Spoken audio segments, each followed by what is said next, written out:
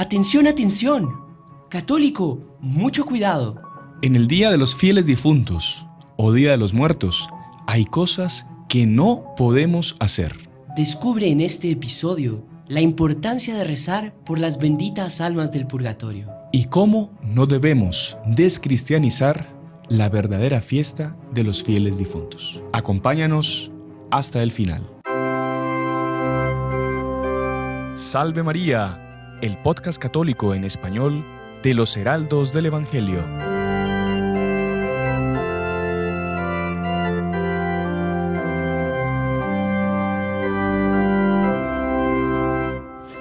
Muy estimados amigos que nos acompañan por nuestro canal de YouTube, por las otras plataformas por las que sale nuestro programa, sean bienvenidos una semana más a Salve María con los Heraldos del Evangelio, este podcast católico que preparamos para ustedes desde El Salvador, desde los estudios de los Heraldos del Salvador. El día de hoy quiero saludar al hermano Juan Andrés. Salve María, hermano Juan Andrés, ¿cómo está? Muy bien, gracias a Dios. Salve María, hermano Sebastián. Salve María a todos. Qué alegría compartir con ustedes de este apasionante tema que es, bueno, usted lo va a introducir mejor. Sí, vamos a hacer una pequeña introducción. Bueno, el tema que vamos a hablar hoy pues nos lo han pedido mucho porque lastimosamente en algunos países que nosotros queremos mucho a la gente de esos países, especialmente México, escriben con cierta frecuencia católicos que siguen nuestro canal, que siguen nuestras cosas, católicos fervorosos, que nos hablan de que hay mucha confusión en el tema de la celebración de los fieles difuntos, que ellos le llaman la fiesta de los muertos, que el nombre fiesta de los muertos o celebración de los muertos es un nombre antiguo ya, es antiguo, Día de los Muertos, que viene desde la Edad Media. Eso no es algo que sea mexicano, el nombre Día de Muertos, sino que es algo que es de la Edad Media ya. Pero ¿qué pasa? Como hace la Iglesia Católica siempre que evangeliza y que encuentra también costumbres paganas, costumbres que son erradas, equivocadas, costumbres que no son católicas, que no son verdaderas, que nos alejan de Dios, lo que hace la Iglesia Católica es evangelizar y agarrar esas costumbres, quizá equivocadas, quizá paganas, por qué no decirlo también a veces en algunos lugares satánicas, y la Iglesia trata de evangelizar eso y adaptarlo a sus costumbres católicas, verdaderas celebraciones católicas. Entonces, hoy vamos a hablar un poco de esa celebración de los fieles difuntos, qué es lo que en realidad tenemos nosotros que festejar o qué hacer en la fiesta de los fieles difuntos y qué es lo que no debemos hacer.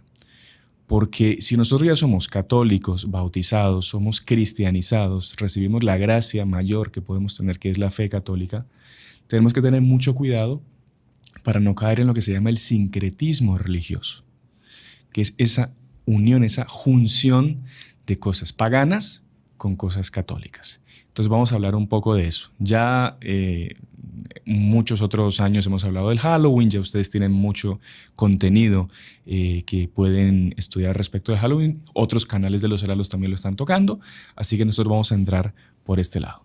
¿Acaso alguien quiera profundizar un poco más? Aquí les dejamos también un par de videos donde puedes aprender más sobre el tema, ¿no? Así es, hermano Juan Andrés. Solo vamos a hacer un poquito de contexto histórico, ¿no?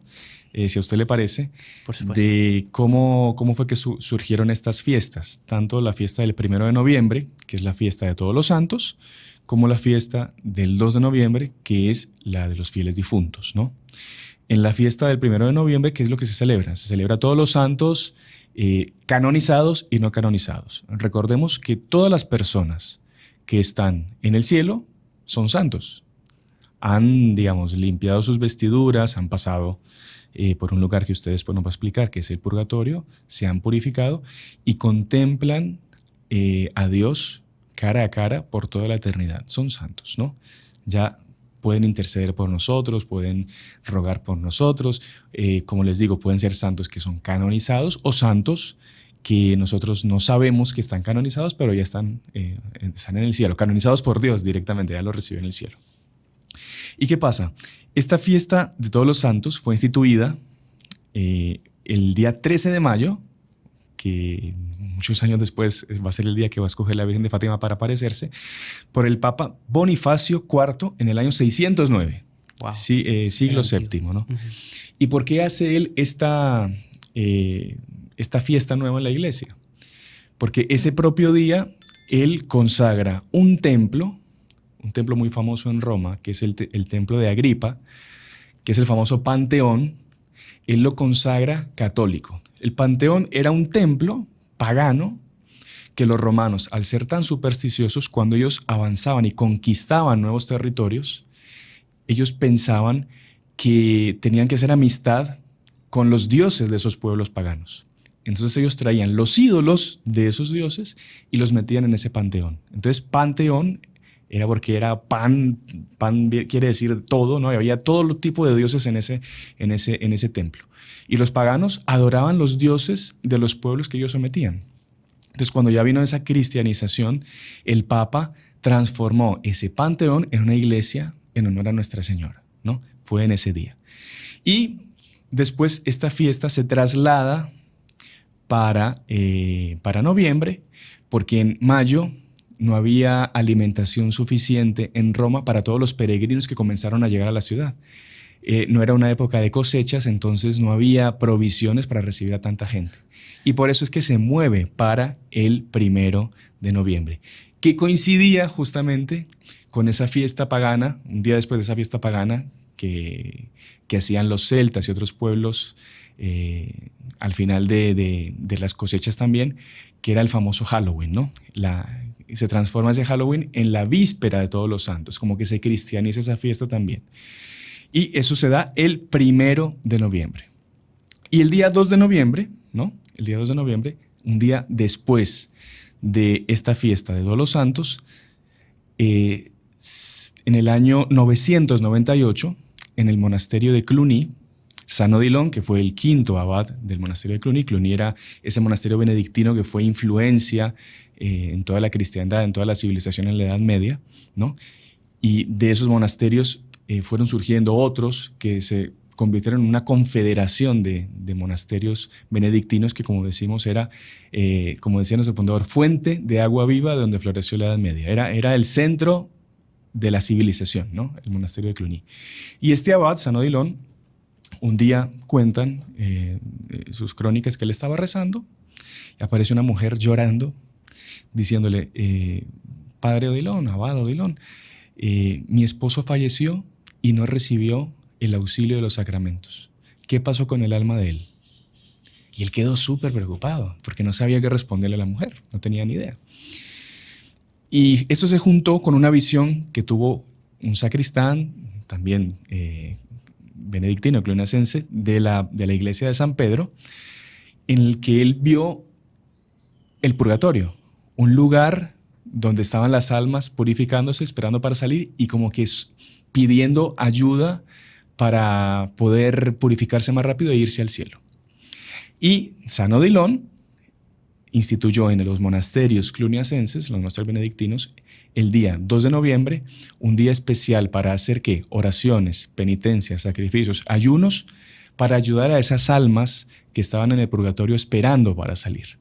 Años después, por la gran influencia que tenían los monasterios de los benedictinos, los cluniacenses, esta fiesta pasó a ser de la Iglesia Universal. Y ahí es que se instituye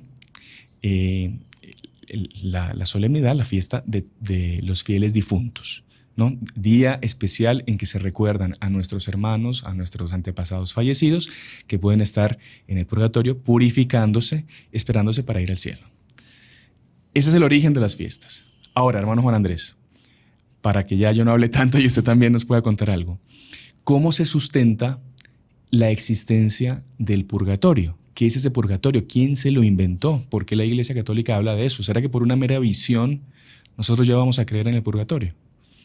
Bueno, entonces, vea, toda esta cuestión del purgatorio, bueno, primero que quede claro que este podcast no es como para hablar exclusivamente de la existencia del purgatorio, porque pues todos, gracias a Dios, los que nos están viendo, la gran mayoría al menos, pues son todos católicos, fervorosos, ya creen en eso, pero igual de la misma manera es interesante decir por qué la iglesia cree en el purgatorio, de dónde viene todo eso, ¿será que se lo inventaron? Muchas veces incluso nos atacan personas a la Santa Iglesia diciendo que es un invento de los curas para que los niños se porten bien, para asustar a la gente. O para sacar limosnas. Exactamente, que también eso es muy interesante que hablemos después.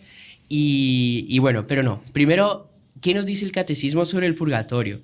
El catecismo de la Iglesia Católica señala que el purgatorio es una purificación final, que deben atravesar para llegar al cielo todos los que mueren en gracia y en amistad de Dios, pero imperfectamente purificados, aunque están seguros de su salvación eterna. Perfecto. Entonces, ¿qué pasa? Son personas que murieron, les falta muchísimo para estar 100% purificados, pero tampoco merecen el castigo del infierno.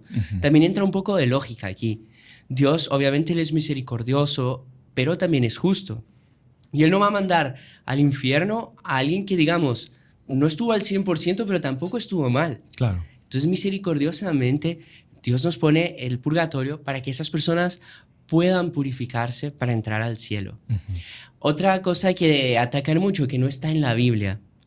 Entonces, la palabra purgatorio no sale en la Biblia. Bueno, la palabra Biblia tampoco sale en la Biblia. Entonces, por ahí, si es por eso, digamos, tampoco la palabra encarnación y la palabra Trinidad. Entonces, no es por eso que no hay fundamento en las Sagradas Escrituras sobre el purgatorio. Y tampoco aparece la palabra iglesia mormona ni iglesia de los testigos, no, nada. O sea. Tampoco la palabra cerebro y no quiere decir que por eso no exista. Bueno, pero la cuestión es de que hay por lo menos 11 citas bíblicas que nos hablan sobre el purgatorio. Que dan a entender la existencia. Dan a entenderlo, exactamente. No vamos aquí a decir todas, pero al menos unas que son como que las más, no diría las más importantes, pero las más comunes quizás. La primera es en Macabeos 12, 42 al 45. ¿Qué pasa? El libro de los Macabeos es un libro muy bonito, muy interesante, que recomiendo a todos que lo lean. Habla muchísimo de la fidelidad a Dios, nos habla de Judas Macabeo, de los Macabeos también, que eran 7 hermanos que mueren mártires por amor y la fidelidad a Dios. Es extraordinario. Y Judas Macabeo, él estaba combatiendo para defender al pueblo elegido y de las invasiones, sobre todo de los Seleucidas y todo. Y él tuvo muchísimas batallas. Ganaban todas esas batallas por intervención de Dios directamente. Es impresionante. Uno va viendo la cantidad de batallas y tal que eran ganadas de una forma milagrosa. Y la cuestión es de que a las tantas, en una batalla, mueren varios soldados suyos y después ellos ese día no pudieron recoger a los muertos porque ya era fin de semana y tenían que purificarse para el sábado. Después de eso van a recoger a los muertos y abajo de la túnica de cada muerto encuentran un ídolo. Y queda patente para toda la tropa por qué habían muerto esos. Todos los muertos los tenían. Había sido un castigo de Dios para aquellos que no eran fieles a su alianza. Los que juntaban las cosas paganas con las cosas de la verdadera religión. Exactamente. Había una mezcla ahí, podríamos decir que eran los mundanos. Sí. Los mundanos juntaban las dos cosas. Y ahí es donde entra este trecho de la escritura que nos habla del purgatorio. No sé si usted prefiere que lo lea o... Vale la pena, para que sea textual. Para que sea textual. Pero antes de dar un poco bueno, ellos recogen y Judas pues tiene muchísima piedad, digamos, mucha compasión por esos pobres que han muerto y decide hacer muchísima oración por ellos. No solo hace oración, sino que también hace otras cosas. Vamos a leer aquí lo que nos dice Macabeos. Y rezaron al Señor para que perdonara totalmente ese pecado a sus compañeros muertos. El valiente Judas exhortó a sus hombres a que evitaran en adelante tales pecados, pues acababan de ver con sus propios ojos lo que sucedía a los que habían pecado.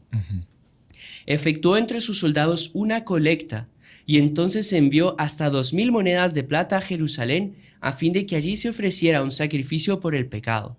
Todo esto lo hicieron muy bien inspirados por la creencia en la resurrección. Exactamente. Pues si no hubieran creído que los compañeros caídos iban a resucitar, habría sido cosa inútil y estúpida orar por ellos. Pero creían firmemente en una valiosa recompensa para los que mueren como creyentes.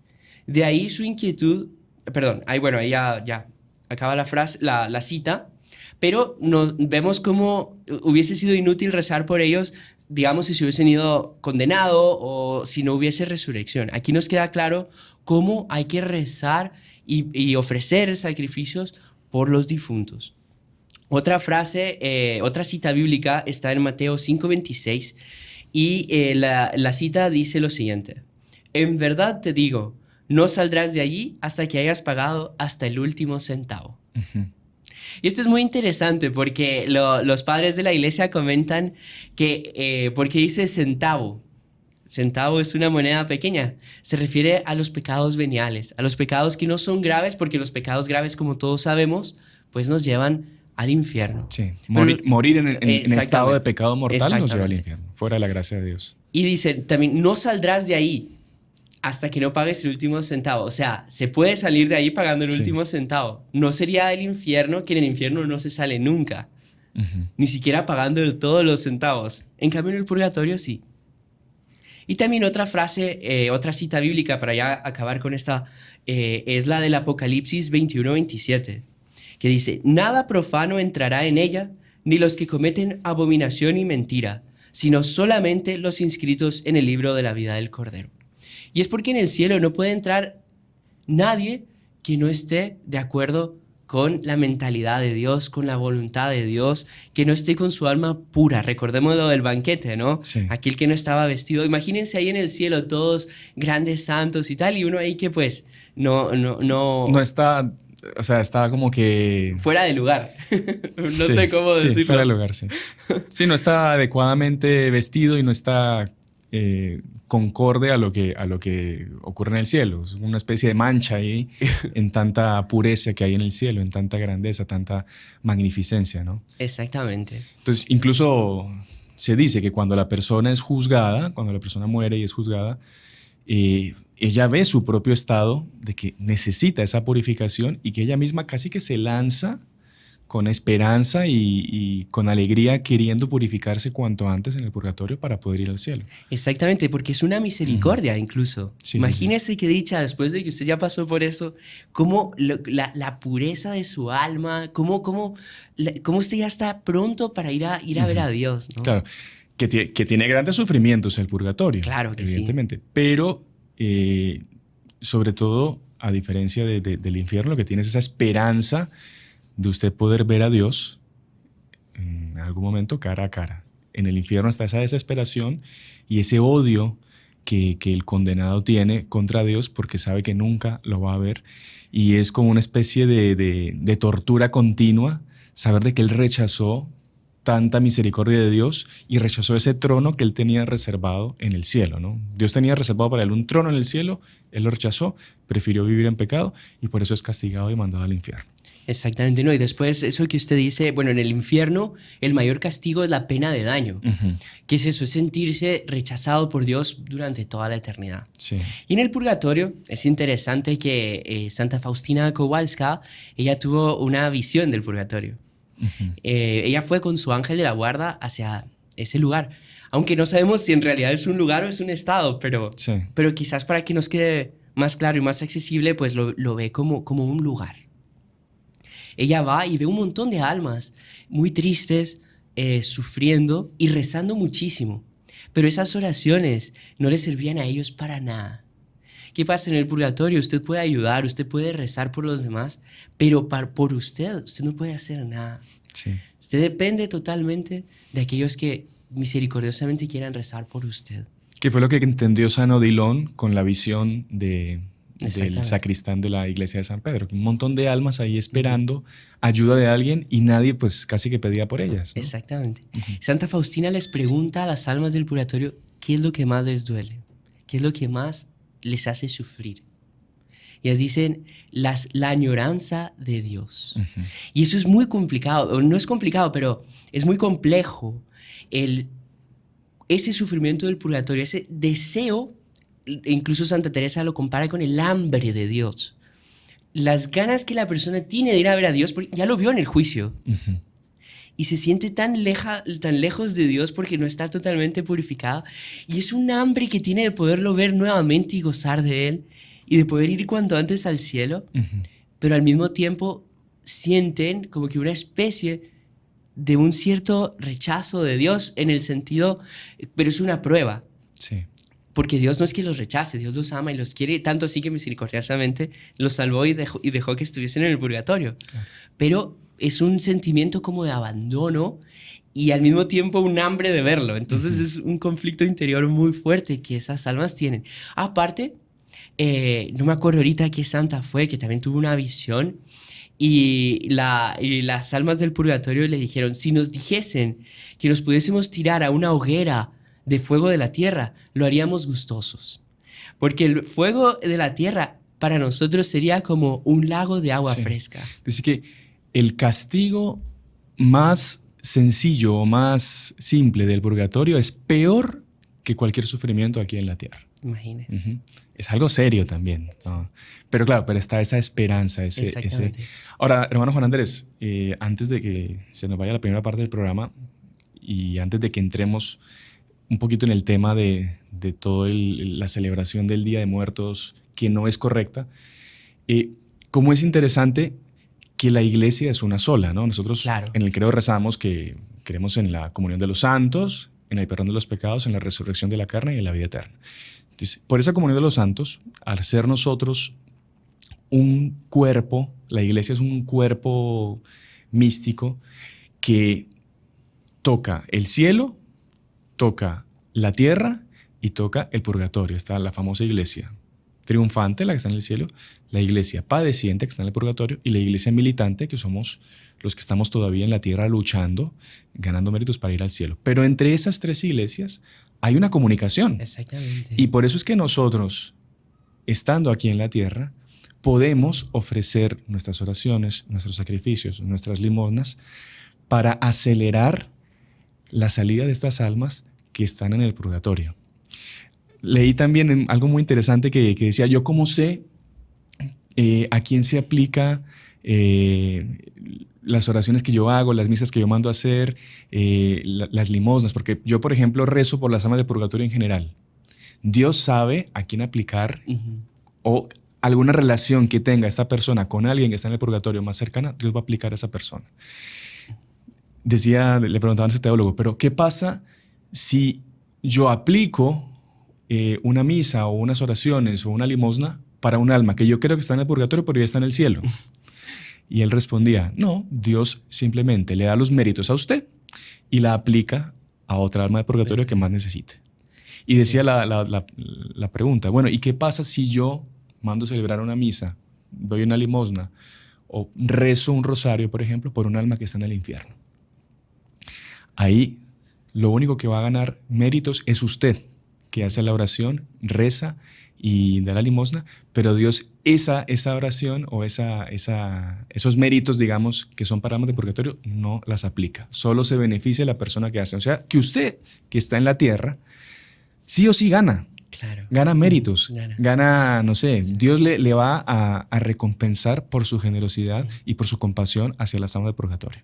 Claro, ¿no? Que sí. Es súper importante eso. Y mire, hermano Sebastián, apenas una cuestión para que no se nos quede. Sí. Algunas personas piensan que toda esta cuestión del purgatorio en la Santa Iglesia comenzó allá por la Edad Media.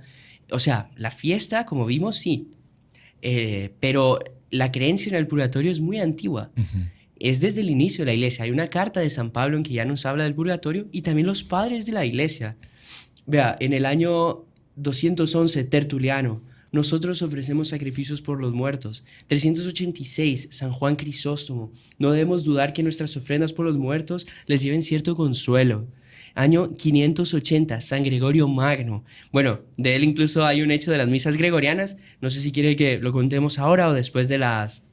No, si quiere cuéntelo ya y con eso terminamos. Bueno, San Gregorio Magno, un papa, bueno, solo su frase al respecto de ciertas faltas ligeras, es necesario creer que antes del juicio existe un fuego purificador.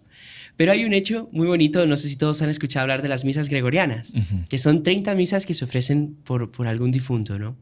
¿Y de dónde nacen esto? Él, antes de ser papa, él era abad en un monasterio y había un monje que se llamaba Justo. Y este monje cometía ciertas faltas contra la pobreza. él se guardaba unas monedas de oro y las tenía ahí en su cuarto. Y él ya estaba enfermo, a punto de morir, y le confesó a su hermano que había guardado esas monedas. El hermano, preocupado y sabiendo que ya se iba a morir, le contó a San Gregorio. Y San Gregorio dijo, bueno, dile a los demás monjes que ninguno se acerque a él a la hora de la muerte, que lo dejen como que abandonado, que nadie le dé palabras de ánimo. Qué fuerte. Fuertísimo. Pero va a haber el resultado. La cuestión es de que él estaba muriendo y no veía a nadie a su lado. Y ahí le preguntó a su hermano, que sí era el único que estaba ahí, con el que había abierto su alma y le había contado que tenía Esas monedas. esas monedas. Y dice, ¿por qué no viene ningún monje a estar conmigo, a rezar por mí? Y le dice, ellos saben que tú escondes monedas de oro y te desprecian por eso. Y sí que le entró un tal arrepentimiento, solo por escuchar eso, que gracias a eso obtuvo el perdón de sus pecados. Qué interesante. Y le contó el que había surtido efecto a San Gregorio Magno. Y San Gregorio Magno, bueno, contento que había surtido efecto, que de hecho se había arrepentido y tal. Pero después San Gregorio quedó con mucha lástima de él. Y dice, uy, este pobre hombre debe estar pasando por un purgatorio tremendo. No, vamos a rezar 30 misas por él. Y ahí comenzó a rezar todos los días 30 misas por justo. Y después de los 30 días se apareció este hombre, este justo, a su hermano y le contó que gracias a esas 30 misas ya estaba en el cielo. Había salido ya del purgatorio. A partir de ahí se crean las misas gregorianas. Él cuando llega a ser sumo pontífice pues ya las aprueba y tal. Pero es muy interesante. Recuerdo que este justo había escondido 30 moneditas. Ah, ¿en serio? Entonces San Gregorio rezó una misa por cada moneda Qué que había bonito. guardado, porque era romper la regla de la pobreza, ¿no? Que un Exacto. buen religioso pues debe practicar. Muy interesante, hermano Juan Andrés. Bueno, vamos ahorita a una pausa. Se nos fue volando la primera parte. Y cuando volvamos, seguimos hablando un poquito más del purgatorio. Y como decíamos, de qué es lo que verdaderamente debemos hacer el Día de los Fieles Difuntos y lo que no debemos hacer el Día de los Fieles Difuntos o Día de Muertos, como se conoce en algunos lugares. Entonces no se muevan, ya regresamos. Salve María. Bueno, y continuamos con la segunda parte de nuestro programa Salve María con los heraldos del Evangelio. Y hoy estamos hablando de la fiesta pues, de los fieles difuntos, ¿no? Esa celebración que cada año la Iglesia nos propone para que nosotros podamos pedir y podamos interceder por las personas que están especialmente en el purgatorio, esperando nuestra oración, esperando nuestro sacrificio, nuestra limosna, para poder salir del purgatorio y poder irse al cielo. Hermano Juan Andrés, antes de que se nos pase el tema, habíamos dicho que es muy importante que el día 2 de noviembre nosotros tengamos mucho cuidado con la forma como celebramos esta fiesta de los fieles difuntos. Usted sabe que ese es el único día que la Iglesia da autorización a los sacerdotes para que celebren 3 misas. Esto fue algo que consiguieron los dominicos, ¿no? En la época. Después se extendió a la Iglesia en España, por toda Latinoamérica y ahora pues está en todo el mundo. ¿Y esto para qué? Para que los sacerdotes puedan ofrecer más misas, más sufragios por esas almas y para que ellos puedan especialmente ir a los cementerios a celebrar la Santa Misa y que la gente que va a visitar a sus difuntos pues pueda asistir de esta celebración.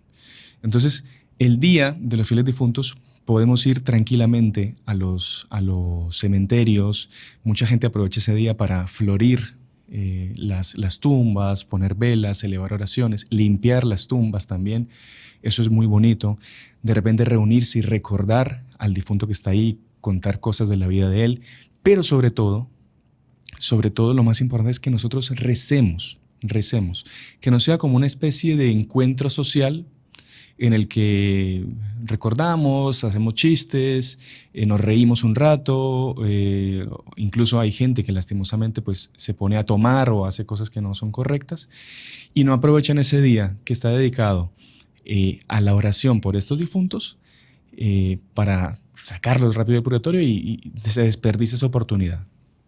Y para decir solo una pequeña palabrita sobre el tema de la celebración del Día de Muertos, que como decimos en México antiguamente, antes de que llegaran los españoles, ellos pues ya hacían una especie de celebración, de ritual también, en la que se invocaba, por así decir, o se tenía la creencia de que un día específico, al final de las cosechas de maíz especialmente, se hacía una especie de altar. Hay todo un simbolismo, no vamos a explicar aquí todo, con varios escalones, que se ponen las fotos de los difuntos, se ponen veladoras, se ponen calaveras, se pone comida, se ponen bebidas, porque tienen la creencia pagana de que esas almas de los difuntos vienen ese día a las casas, porque esos altares por lo general son hechos en las casas, y vienen a compartir, a comer, a convivir con las familias. Como que ellos salen de una especie de reino de los muertos, ¿no? Que esa es la creencia, y vienen a comer pues lo que les gustaba aquí en la tierra. Entonces las familias preparan a veces los platos que los muertos comían, las bebidas que los muertos comían, y se las dejan ahí. Eso varios sacerdotes lo han explicado, ¿no? Sacerdotes de México, yo estuve investigando también. Eso no es correcto, no es correcto. El altar de muertos se puede hacer perfectamente. La persona puede poner una imagen de la Virgen, puede poner crucifijos, puede poner velas, puede poner las fotitos de sus difuntos, pero sobre todo tienen que reunirse ¿para qué? Como decíamos, para rezar por ellos. Esas creencias de que los muertos van a venir y van a comer con nosotros y van a pasar esa noche con nosotros, eso no es correcto. Eso ya incluso toca un poco en el espiritismo. Entonces, estos sacerdotes mexicanos, que pude leer varios, recomendaban eso, que es muy importante que haya una buena catequesis, una buena educación de los párrocos, de los sacerdotes, de los catequistas, hacia las personas que tienen el peligro de que caigan en esas creencias que, como decíamos, pueden ser paganas, ¿no? Pero padre, hermano, pero es que mi abuelita, que era súper católica, ella rezaba el rosario todos los días, iba a misa, ella igual hacía su altar y hacía su comida. Y falta de formación, lastimosamente hay que decirlo, es falta de formación religiosa. El mezclar las dos exactamente, cosas. mezclar las dos cosas.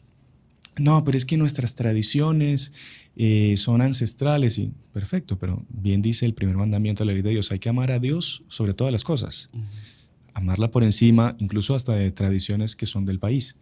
Como le digo, a mí me encanta México, yo cuando voy la paso muy bien, tengo muchos amigos mexicanos, pero nosotros lo que estamos haciendo aquí lo estamos diciendo con mucho respeto y con la idea de que ustedes aprendan y entiendan que estas cuestiones, estas fiestas que son católicas ya, que la Iglesia Católica ha evangelizado y ha conseguido que se tenga un fondo de cuadro católico, no caigan en paganismo, no caigan en ese sincretismo religioso. Incluso también varias personas a las que les estuve preguntando, que son mexicanos, nos han dicho que cuando ellos eran niños no era tan marcante lo que es la fiesta de los muertos como los días de hoy. Entonces hay que tener cuidado porque también se le ha dado una visión muy comercial. Ajá. Así como al Halloween, que hace 20, 30 años nadie celebraba el Halloween, prácticamente es algo que nos han metido a la fuerza, nos decían ellos, y también hay un antropólogo que escribió un artículo muy interesante, un estudio sobre esto, de que eso fue hecho a propósito por gobiernos anticristianos, que en México recordemos que hubo una gran persecución al catolicismo, unas leyes que iban directamente contra la religión católica, que fueron gobiernos que quisieron descristianizar la fiesta de todos los santos y de los fieles difuntos y meter en la cabeza de la gente que era algo ancestral, que era algo prehispánico y que por eso tenían que defenderlo, y empezaron a promover estos desfiles en donde se ven las calaveras y se ven un montón de cosas que lastimosamente tenemos el riesgo de caer en desvíos, como ha pasado en tantas ocasiones con esto de la Santa Muerte. Usted a veces ve imágenes de la Virgen de Guadalupe que en vez de tener la cara de Nuestra Señora ponen una calavera, que es la Santa Muerte, que es algo que ya está completamente equivocado. Así que mucho cuidado con eso. Hagan sus altares, únanse para rezar, pero tratemos de no hacer esto de la comida y esto, porque no tiene nada de cristiano, de católico eso. ¿Qué hace con la comida? En vez de ofrecérsela al difunto que usted piensa que va a venir a comer, désela a una persona que esté pasando hambre y que la necesite. Eso va a tener más mérito. Es una limosna que usted va a poder dar por su difunto. Así que mucho cuidado con eso. Muchos dirán, pero padre o hermano, yo he visto imágenes de los santos que tenían calaveras, que tenían cráneos. Es muy fácil de explicar. Los santos vivían ellos en una constante meditación de la muerte. ¿En qué sentido? De que en esta vida estamos de paso. Nosotros no podemos apegarnos a nada en esta vida, a cosas materiales, a cuestiones físicas, a mi apariencia física, a mi salud. ¿Por qué? Porque yo sé que tarde o temprano voy a estar bajo tierra y me voy a presentar delante de Dios a rendir cuentas. Y tener esa calavera que a veces vemos en los santos que se penitenciaban mucho y la tenían, para ellos era una constante meditación. Dije, hoy estoy vivo, soy carne, pero mañana seré un esqueleto. Así que no tiene nada que ver. Eso es una visión real de la meditación, de la muerte, la meditación católica. Creo que con esto cerramos el tema del Día de los Muertos. Como les digo, no es atacar a nadie, es simplemente ayudar a la formación y a la evangelización de gente que puede estar confundida, ¿no? Claro. Hay gente que lo tiene muy claro, gracias a Dios, pero hay gente que lastimosamente pues, está confundida y le falta formación. Bueno, hermano Juan Andrés, volviendo al tema... ¿Qué hacer el día de los fieles difuntos? Exactamente, sí. Hay una frase muy bonita de San Agustín que dice, una flor se marchita, una lágrima se evapora, pero una oración sube hasta Dios, ¿no? Entonces, no quiere decir esta frase que no hay que poner flores, que no hay que llorar, pero nos recuerda que es lo más importante, que es justamente la oración. Incluso es el mayor acto de caridad que podemos hacer. Si nosotros pudiésemos ayudar a una organización que ayude a las personas que más sufren en este mundo. No sé, nos ponemos a investigar quién es la persona que más está sufriendo en este momento. Bueno, las personas que más están sufriendo en este momento son las almas que están en el purgatorio. Son las almas que más necesitan de nosotros. Y a lo que más nosotros podemos ayudar es a esas almas. O mejor dicho, lo que más necesita de nuestra ayuda son las almas del purgatorio. Ahora, ¿cómo nosotros podemos ayudarlas? Obviamente con oración, mucha oración, pedir por ellas y tal, ofrecer sacrificios también ofrecer limosnas. Es muy interesante porque algunas personas incluso dicen que toda esta cuestión del purgatorio y de las indulgencias fue creada por la iglesia para sacar limosnas. Pero no, tiene un significado muy bonito que la limosna de sí es una penitencia, es un sacrificio que uno hace. Y algo que duele mucho. Algo que duele mucho más que cualquier otra cosa física. Que un ayuno, por ejemplo. Dicen que la parte del cuerpo que más duele es el bolsillo, dicen, ¿no? Y de hecho, por eso es que tiene tanto valor, porque es desprenderse de algo que es de uno para poder ayudar. Yo quería contarle aquí un hecho curioso que sucedió en Francia. Una señora que era pues muy buena católica, rezaba mucho, iba a misa, ella ofrecía misas también por los difuntos, y esta mujer murió por vuelta de los 50 años. Y tenía una sirvienta. Esta sirvienta tenía por vuelta de 20 años. Y estando en la noche, se le aparece su jefa, unos días después de haber muerto. Se le aparece con un traje de trabajo, bien zurrado, bien lastimado, y con una cara de preocupación y de tristeza. Y le dice que por favor, primero la regaña porque había un rastrillo que siempre le decía que lo tenía que poner en un lugar y no lo había puesto.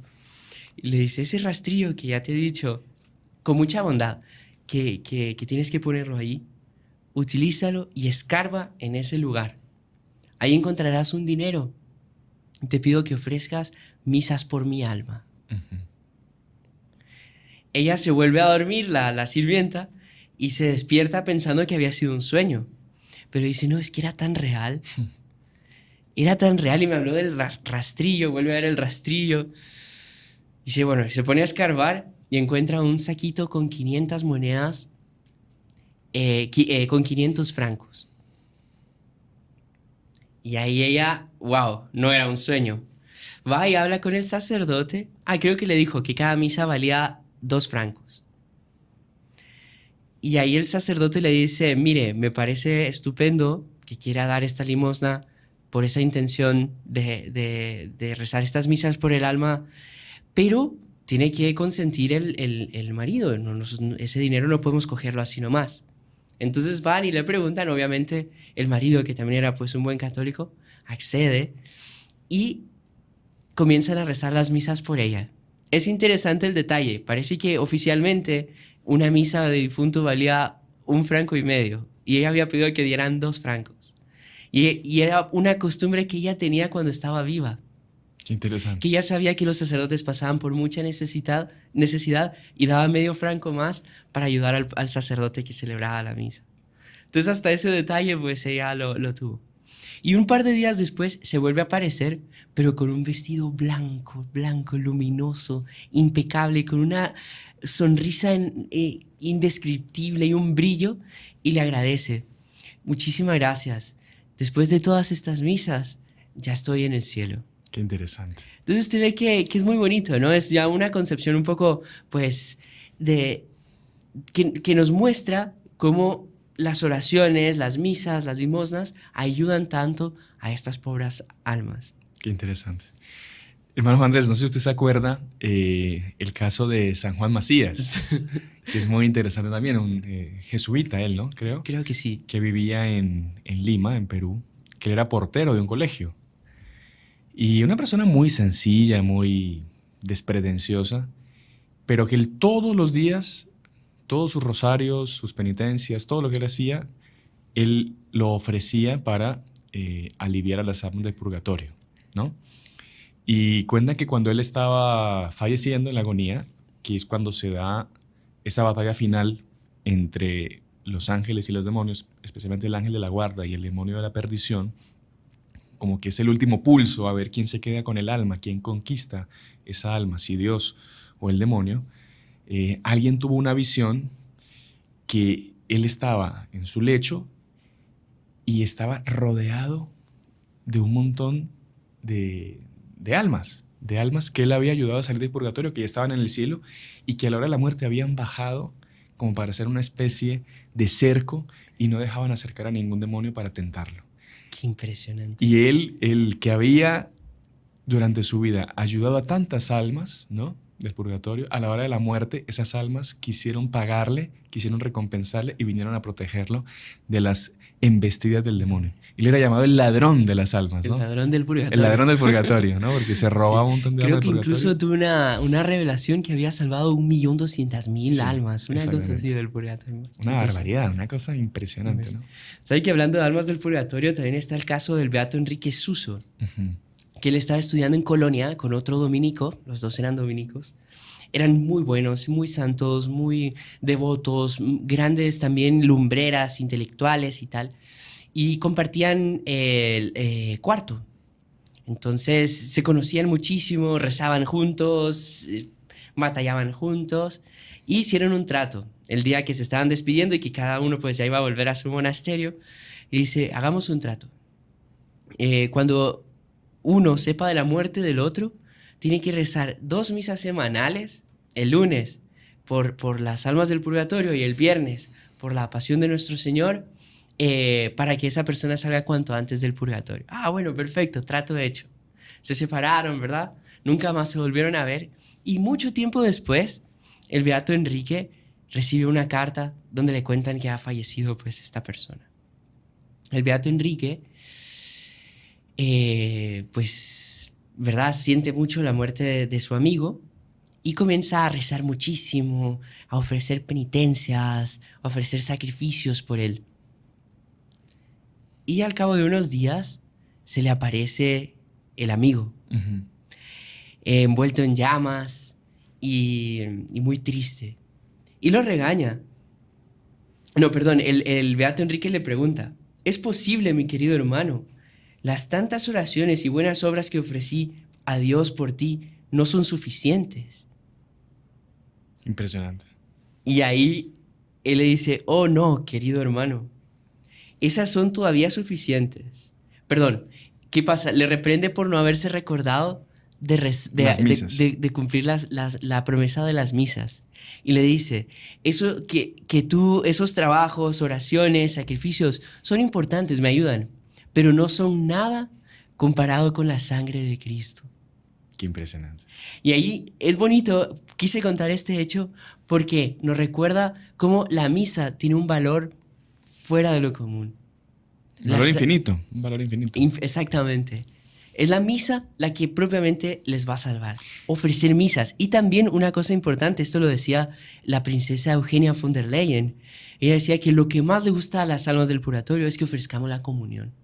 Qué interesante.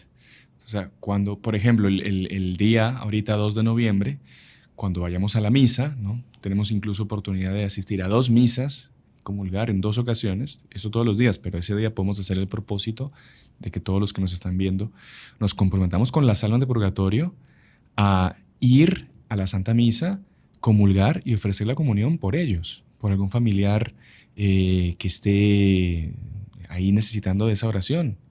Podemos ofrecer esa comunión, eso tiene un gran valor. Y también se puede ganar la indulgencia plenaria, claro, también ese día, ¿no? Que usted puede ofrecerla por algún difunto, ¿no? Todo el mundo sabe cómo la puede ganar, ¿no? Es oyendo al cementerio a visitar al difunto. Evidentemente, la Santa Misa, comulgar en la Santa Misa y haberse confesado en los 8 días antes o en los 8 días después. La Iglesia da esa facilidad. Y rezar un Padre Nuestro, una Ave María en Gloria por las intenciones del Santo Padre. Y evidentemente tener rechazo a cualquier pecado, inclusive venial. No tener ahí apego a nada de eso. Usted con eso puede ganarse una superindulgencia plenaria. ¿Para usted o para aplicarla a algún difunto? Exactamente. Incluso o sea, ese día existe una indulgencia especial por ser ese día. Pero uno puede ganar indulgencias todos los días si quiere. Sí, sí, sí. Y las puede ofrecer por las almas del purgatorio. Incluso hay un hecho muy curioso de un señor que era el día de la primera comunión de su hija. Y asistiendo a una primera comunión, uno ya gana una indulgencia plenaria también con esas condiciones que el hermano ha mencionado. Solo, digamos, el día 2 es un requisito es ir al cementerio a visitar a los difuntos. El resto de días hay muchas formas de ganar. Cada indulgencia tiene su requisito. Sí, sí, sí. Por ejemplo, un requisito es asistir a una primera comunión. Ahora, para que la indulgencia pues, usted ganársela, tiene que con ciertas, digamos, condiciones necesarias para cualquier indulgencia, que son, como usted ya mencionó, confesión, comunión, rechazo al pecado y rezar por el Santo Padre. Entonces él dijo, bueno, hoy es la primera comunión de mi hija, voy a ganar una indulgencia. La voy a ofrecer por un alma del purgatorio. Entonces comulgó, cumplió los requisitos y, Señor, te ofrezco esta indulgencia por el alma del purgatorio más necesitada en este momento. Volvió a su casa y cuando estaba abriendo la casa, sintió una leve brisa y escuchó la palabra gracias. Interesante.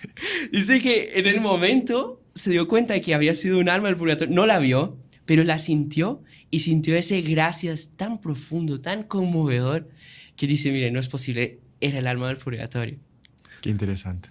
Sabe que, no sé si, creo que ya el tiempo se nos va a ir, pero hay unas revelaciones de Santa Francisca Romana, que es una santa, una mística impresionante, que la Iglesia aprobó todo lo que ella escribió de sus visiones. Evidentemente la Iglesia no obliga a creer en todo eso, pero si lo aprueba, pues algo de credibilidad y si ayuda a aumentar nuestra devoción, es bueno creerlo.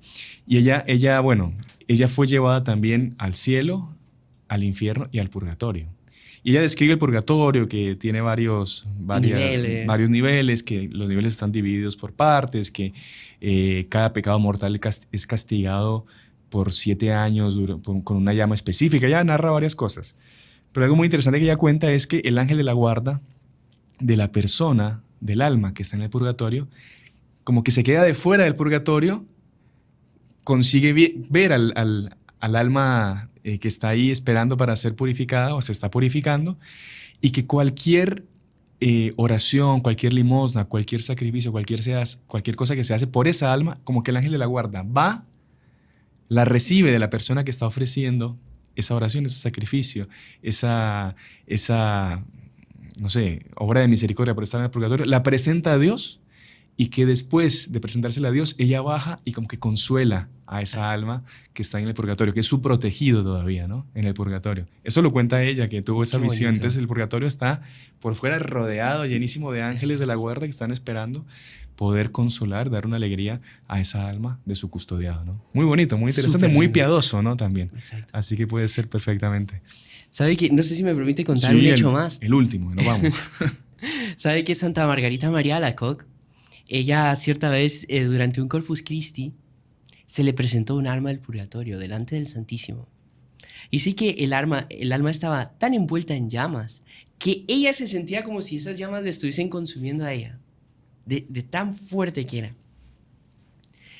Y reconoció a un sacerdote benedictino que la había confesado un par de meses antes. Imagínese. Y este sacerdote le dice que, ¿qué pasa? Él en esa confesión le dio un súper consejo a Santa Margarita. Y Dios, en agradecimiento por ese consejo que le había dado, le permitió que se le apareciese y que le preguntase si estaba dispuesta a sufrir 3 meses por él. Ella acepta y dice que fueron unos 3 meses, pero durísimos. El hombre pegado a ella enferma, pero mire, durísimos esos 3 meses. Pero cuando terminaron, se le apareció radiante de luz, con una súper sonrisa, con un encanto que ella no consigue ni describir, y le agradece porque ya va a ir al cielo. Y le promete que va a estar delante de Dios protegiéndola siempre. Qué interesante. Y aquí entra algo muy bonito, que es la gratitud de las almas del purgatorio para con aquellos que les ayudaron a salir de ahí. Es gente que ya está en el cielo, o sea, son santos, que están ahí y que se van a desvivir por nosotros en agradecimiento por haberle sacado del purgatorio. Por haber hecho la mayor obra de caridad que uno puede hacer, que es ayudar a la persona que más lo necesita, que como usted bien explicaba, son los que están en el purgatorio. Imagínese. Así que bueno, para terminar, muy interesante esto que usted contó, y volver a incentivarles. Aprovechemos este día dedicado especialmente a los difuntos, a nuestros difuntos, a las almas del purgatorio. No nos desviemos de la verdadera celebración, de recordar especialmente a estas almas que tanto nos necesitan, y no descristianicemos también la fiesta, ¿no? Un momento especialísimo para que nos recordemos a nuestros seres queridos, especialmente en nuestras oraciones. Como bien decía el hermano Juan Andrés, y citando a San Agustín, una lágrima se evapora, una rosa, una flor se marchita, pero una oración sube agradablemente a Dios por esa alma del purgatorio. Así que con esto terminamos. Vamos a rezar una Ave María, porque hoy no tenemos a sacerdote que está de viaje, y vamos a pedir en esta Ave María por las almas del purgatorio que más estén necesitando en este momento de la oración nuestra y de todos los que nos están acompañando por el canal de YouTube o por las otras plataformas. En el nombre del Padre, del Hijo y del Espíritu Santo. Amén. Dios te salve María, llena eres de gracia, el Señor es contigo.